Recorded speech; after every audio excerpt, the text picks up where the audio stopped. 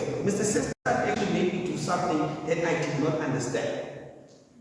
He told us we need to shake hands and give each other a hug. Yeah, I didn't understand his tactics at that point. He told us to shake hands and make peace. Okay. Shook his hand. He apologized, I apologized. We went back to class. It was either that or we getting suspended. Sharp. That's the first lesson. Right. The second lesson, I was walking, I was obviously in grade 8. There was also another time where I was just lost. That was my very second order of lesson actually, but I'll just mix it around. So we're in a group, right, of friends. That's what we always just cover each other. So in this friendship group, there was one guy that him and I just did not get along, understand? So what happened is we were held back. As we were held back, this guy did something that no one ever does to him, right? We're having a dispute which turned serious. And guess what he did? He slapped me. Guess what? I looked at him and was like, is this really my friend? I'm like, nah, took off my bag. Now I'm going at it. Now everyone is coming and like, okay, I'll stop. There was a lesson in that. Everyone is coming and says, stop. There's no need. You guys are friends. I'm like, but you can't do that. Sharp. Now, we're moving forward. I'll continue with that story. I'll finish the story after. So, the main topic here today is based on forgiveness. Why is forgiveness so hard to give, but it's so easy for us to receive? It's so easy for us to ask for forgiveness that if someone is asking for forgiveness to us, then we find it very, very hard because our hearts are really hardened based on what exactly we do. So if someone upsets you, if someone does something to offend you, how do you handle it? How do you confront the situation? Do you, one, ignore the situation? Let me tell you about ignoring a situation and what it does to you. When we ignore a situation, that is when now it becomes a problem, because now it gives you a peace of mind. But as it gives you a peace of mind, it's just a temporary solution. Why? Because this person wronged you, and you chose to ignore it just for your peace sake. Like it's for my peace sake, I'll just let it go. You didn't confront it, but you just let it go. What does that do to you? Number one, it eats inside. Because this person has wronged you, and they not acknowledge what they've wronged you. And they live their best life. It eats you inside. They've done it already. They are fine, they're cool. But yet again, here you are inside getting better and better and better. Why? Because that person is not acknowledging the wrong that they've done to you. You chose to do what? You chose to ignore it. Is it a good solution for you? If a problem arises, if someone hurts you in any way, is it a good thing to ignore it?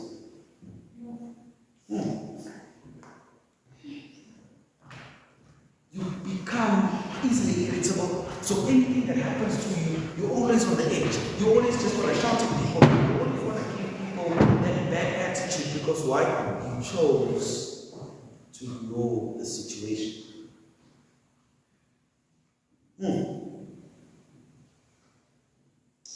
The second solution is for you to take revenge. Right? That's a second solution. So if they go low, you go lower. And if you go lower, you go straight to hell. Why do people say that? Because you want to take revenge based on what happened. So, in the naughty days, right? So what happened is, underneath the school foreign unit, there's those pole phones. I don't know if they still do. I don't think so. Anyways, there was those pole phones underneath the hall where you could actually phone your parents and all those things. That's what those things were actually made for. Right? So it was a coin, then there was a card. Right? So in this, they used to leave those phones for us to use in case of emergency. Guess what? I have a friend. And he's very mischievous. Puts me into trouble. Just by me standing there, I was an accomplice.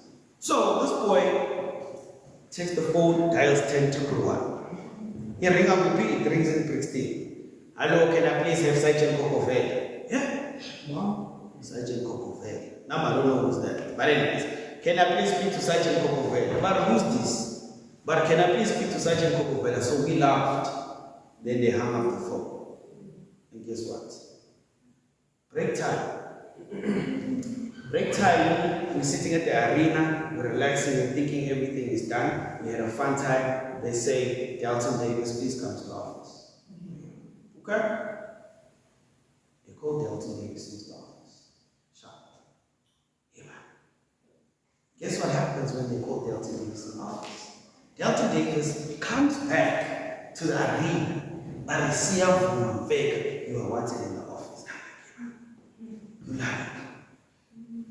This guy ratted me out. He said I was the culprit. Hey, man. Okay. Sharp, get to the office. When I get in the office, there's this big white policeman sitting with this tiny little woman who's a detective. Now, they actually found out my dad is also a cop.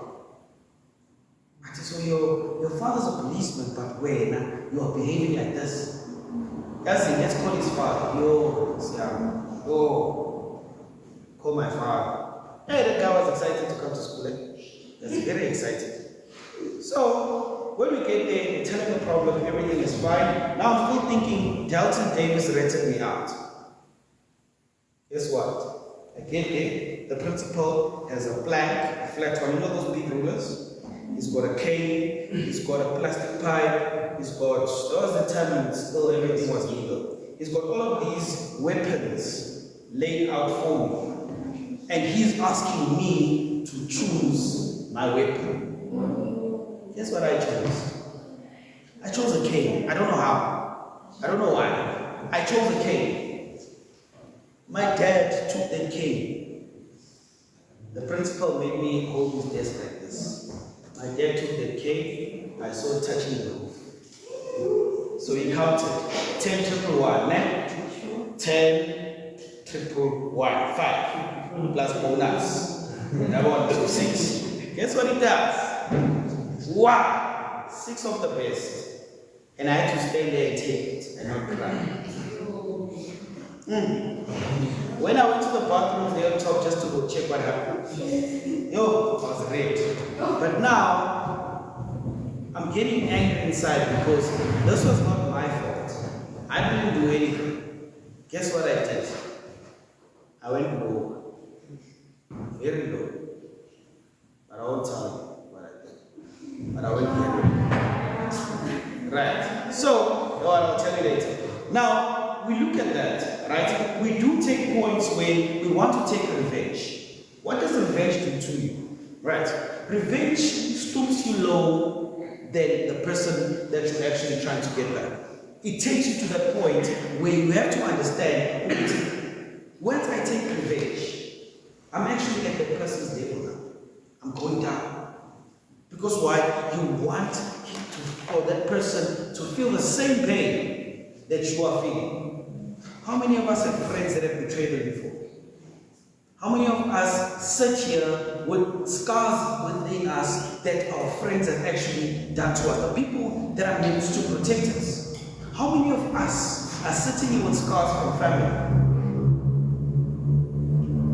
Yeah, today, we all come from different backgrounds. So revenge is another point. But there's a third point where it talks about forgiveness. Forgiving the next person. You know, a lot of us mistaken forgiveness as I need to still keep that person in my life. If I forgive you, if you've wronged me, then I still need to be part of it. I still need to be part of that clique. I still need to be part of everything. No, guys, listen here. You forgiving that person allows God to take control and mend that friendship if it's mendable. Forgiving that person brings you closer to God because that is also another sign of mercy. You are forgiven. Why is it so hard for you to forgive others? In instead we sit here, we hold on to things that have hurt us in the past. What happens? You know, I went to Sun City Prison. I was still working here at church. What happened is I got into, we used to get, not visitation area, no. We go inside, in the cells with those guys. Yazi, we're having praise and worship, someone is preaching, everything is going great. This one guy, a big guy, a prisoner that has been there for 10 years. He came to me and said these words. Yazi CNN, I would love to join you guys. But my heart is very, it's hardened until this day for what they did to me. So what does that do to you? Now, because they've hurt you, it's time for you to go hurt others. It's like a guy. Sorry, gents, I'm going to put you guys on a platter. It's like a gent. If a gent is hurt by another girl, guess what a gent is going to do? He's going to hurt every other girl. Why? Because they were hurt, now they feel the need to go inflict the same pain to different people. Same thing with friendships. It's the same thing with friendships. If you are hurt at home, you go and take it out the only place that you feel like you've got control. That's how bullies are made. Did you guys know that? That's how people who like to inflict pain on others are made. Because why? They're holding on to this hurt. Even good things will come to you, but you don't realize them and you can't receive them because why? You are holding on to that hurt. Do you know if you come with a heavy heart, a heart of revenge, a heart of hatred, what happens? Does God listen to your prayers? Forgiveness is you allowing God to take control of that situation. It allows you to actually feel free in that, but it doesn't mean, guys, remember this. Take these words today. Forgiving someone doesn't mean you need to keep them in your life. Not at all.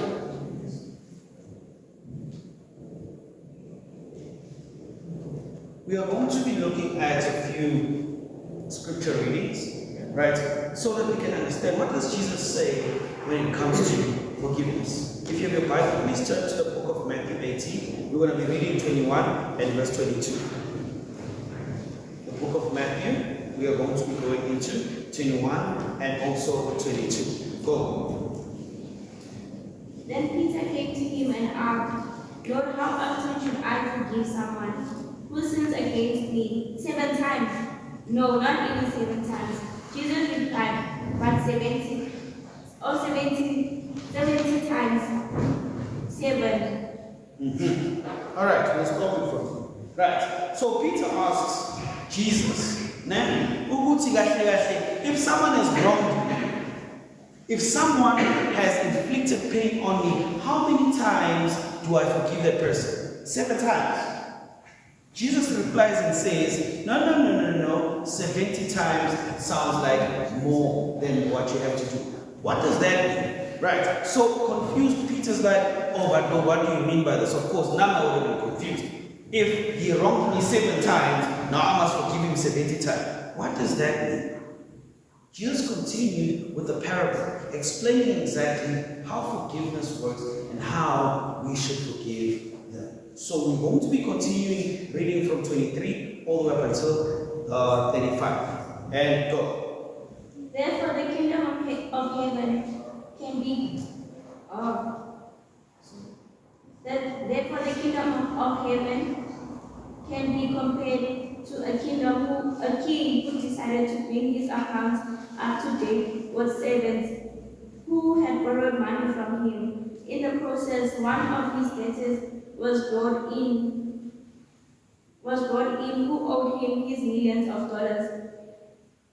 He couldn't pay, so his master ordered that he be sold along with his wife, his children, and everything he owned to pay the debt.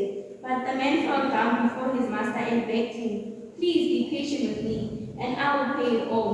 Then his master was filled with pity for him, and he released him and forgave forget his debt. But when the man left the king, he went to a fellow servant who owed him a few $1,000s. He grabbed him by his throat and demanded instant payment. His fellow servant fell down before him and begged him for a little more time. Be patient with me, and I'll pay it, he pleaded. But his creditor wouldn't wait. He had the man arrested and put in prison until the debt could be paid in full. When some of the other servants saw this, they were very upset. They went to the king and told him everything that had happened. Then the king called the man in.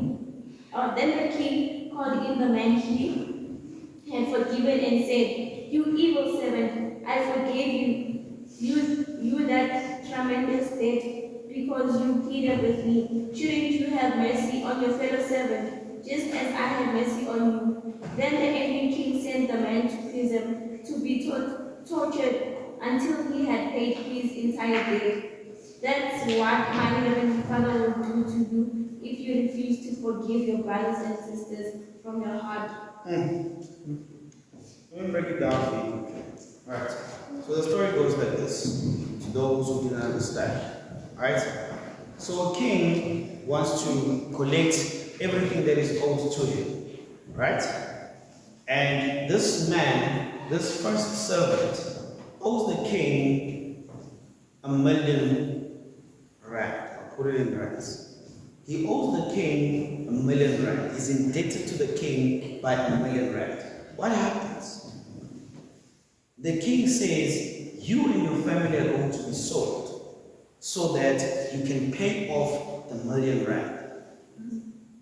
The man goes on his knees. He begs the king, forgive me, forgive me, forgive me. What does the king do? The king pities him and feels sorry, and he says, you know what, you are free to go. Your debt is wiped clean. The man stands up with joy, runs after a man that only owes him 10,000 rand, goes to that man, chokes him almost to death, demanding that he pays him back. Guess what? The man says, no, I'm not doing that. I'm not going to be subjected to that.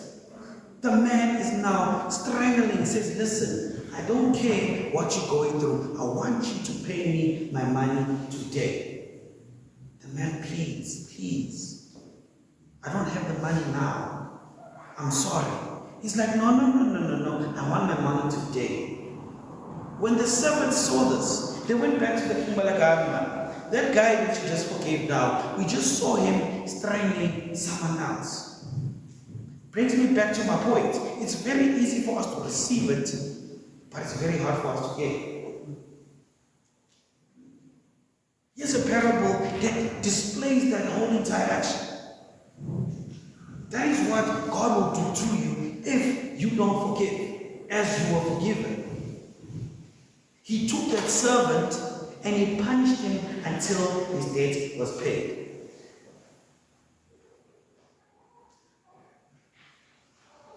You're sitting here this evening, thinking about all your circumstances, everything that's been, everyone who has wronged you till today, and you're still holding on to those things. Forgiveness is what we instructed to do. Because why? We have been forgiven.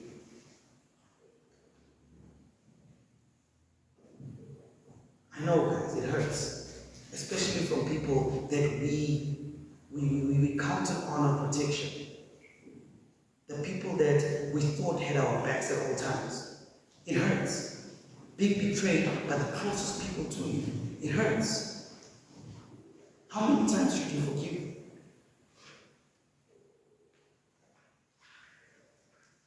Some of us here are sitting in relationships that are very toxic. Because why? We think forgiveness is what we that's what we instructed to do. But listen here, God gives you wisdom also. Why would you want to bang your head on the wall several times? thinking you can change a person. Some of us are searching for love in a very wrong place because why? We have never experienced it from our own parents, our own family. They've hurt us to the core. When you forgive, it gives leeway for God to control that situation, to mend that relationship with your parents, with your siblings. You know the pain of living with someone that you're not talking to because of a silly dispute. But you're holding on to that, and the longer you try to hold on to it, the worse it becomes. The more rotten it becomes. You know, we are instructed in the book of Colossians 3, verse 13. I'll read it here quickly. Listen to this. Bear with one another, and if one has a complaint with another, and if one has a complaint with another, forgive each other, as the Lord has forgiven you. So you must forgive. I'm going to read it again. Bearing with one another. If one has a complaint against another, forgive each other as the Lord has forgiven you. So you also must forgive. Taking me back to that parable Jesus was talking about. The servant was forgiven but failed to forgive others. We are instructed that we need to forgive. What does forgiveness mean to you?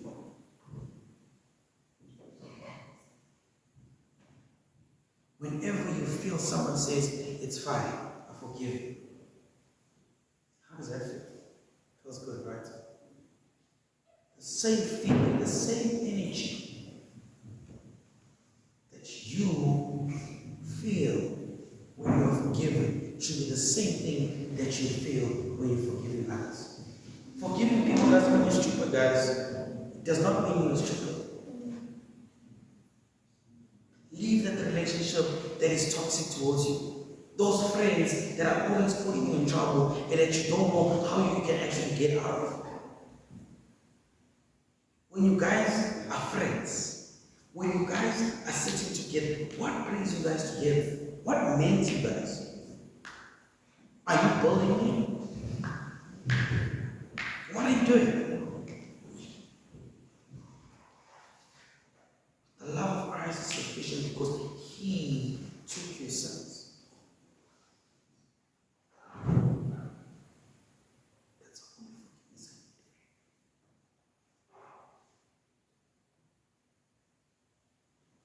You know, it could be that we talk about receiving forgiveness. We talk about receiving things. Let me tell you guys something. Some of us that are sitting here, as much as we come to church today, we are the same people that are implicating pain on others. Bring me back to this. We'll take this as a person, right? And we'll take this as every single thing that you have said to that very person. You know, sometimes I drive around in the car, I drive a lot, so I listen to every single thing. Some of you guys still have filthy mouths as you come from church.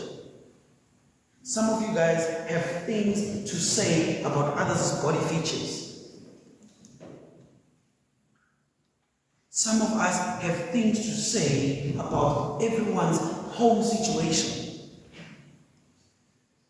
What happens if you're telling someone that they are not worth it? What happens if you tell that person that they are not good enough?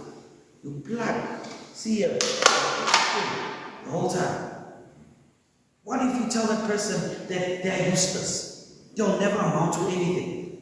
You are better than them at any time. You plug in another hole. You know, I always listen to you guys speaking about, oh, you got a big forehead, hey guys, do you know those things implicate people? I'm serious, guys. As much as we can laugh about it, people have scars till today because why? They are insecure inside because they know they have a feature that they can't change. What happens? You plant another hole in the very same person. And you think things are going to be sorted by saying, I'm sorry. Taking these words back, I'm sorry. Look at the damage that you've done already. Look at the damage that you have done already. People grow better. People grow up as people that don't feel as if, because why? They've got childhood scars that you placed. You don't understand the impact you guys have at this very moment. You can say you're sorry. I didn't mean it. But you've already left the damage. Now, do you expect to be forgiven? Yes, of course. We were kids, but I was just joking. It's a real thing, guys. As much as we talk about giving forgiveness, can we always just turn to ourselves? Maybe you're the person who's implicating those people to forgive you. Why don't we start at that point and sort that out first? Look at yourself before you go look at others.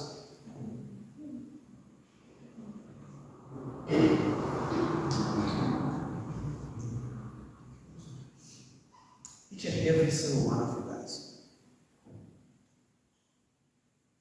has a past. I might not know it. Tumi might not know it. Thornton might not know it. Your friends might not know it. But God does.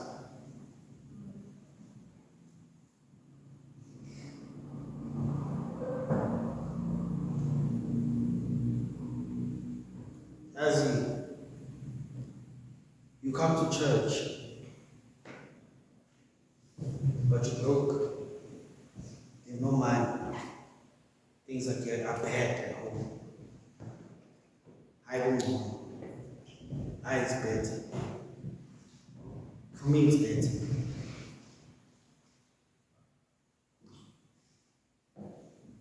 You spend most of your time lying with while your friends go out and party and catch on nonsense.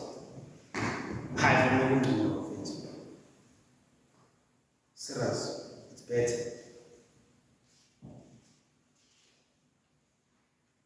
You're always sitting here, you are suffering for Christ because people are persecuting you because you love Christ. I will know it. It's better. For me, it's better. Rather suffer for the one who forgave for my sins than suffer for what the world has to offer me. For me, I won't know. Because we sit here at this very time forgiven, clean slate, everything is going well in my life because you've got the love of Christ.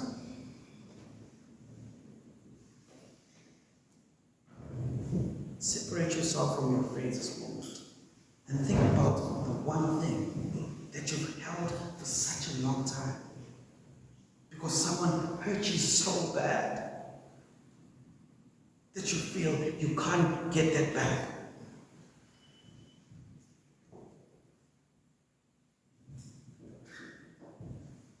That one person, it has inflicted so much pain in your life that you don't know how to get yourself back from that. I want you to try something today. Let go and let God. Try that method. Let God take control of your situation. Let God be the commander-in-chief of your life. Mercy was shown to you. And we are instructed to show mercy to others because that is the love of God. Let's bow our heads and close our eyes.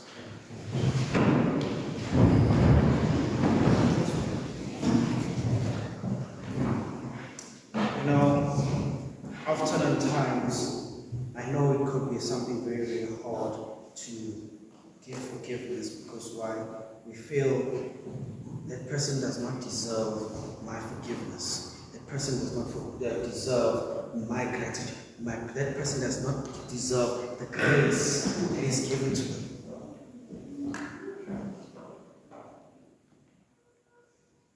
The question is, who are you to judge it?